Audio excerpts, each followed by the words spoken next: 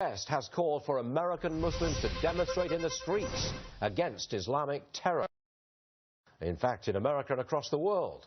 Zuhdi Jasser is with us. Zuhdi, we want you to give us an update, because you, myself and our viewers, we want to see Muslims in the streets saying we're not going to take them. We don't like this extremist stuff. Give me an update.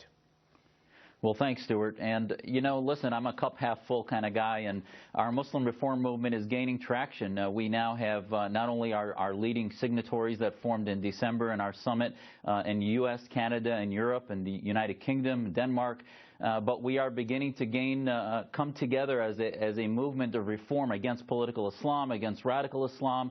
So I think whether it be on social media, whether it be from pounding the pavement, we're growing.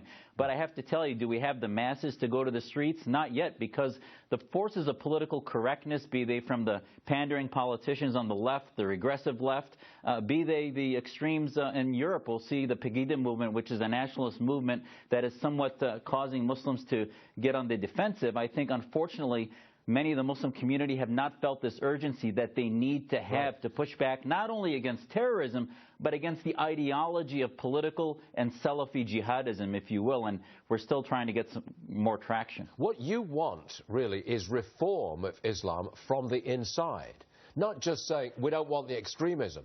You want some of the basic tenets of the faith reformed. Am I going too far?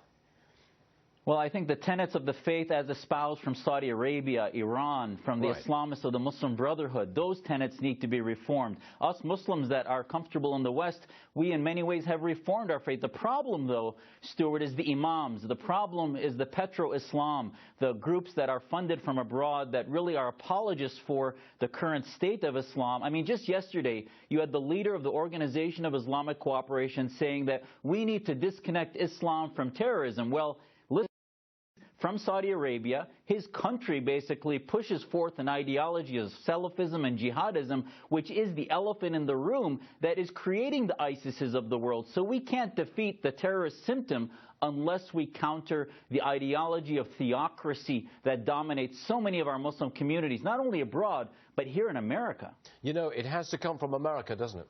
It has to be American Muslims, because I don't think European Muslims are in a position to do this. I don't think they feel that way. But American Muslims, that's where it comes from. Last word to you. And we really need to let Muslims feel that there's an urgency. Clapper last week said from the Defense Intelligence Agency that we are more at risk now than ever before. Well, unless Muslims wake up to defeat this militant and political ideology of political Islam, we are going to continue to be more at risk than ever before. Zuhdi Jasser, we're cheering you on. Thanks very much for joining us. Thank you. We appreciate a brave man. Thanks, Stuart.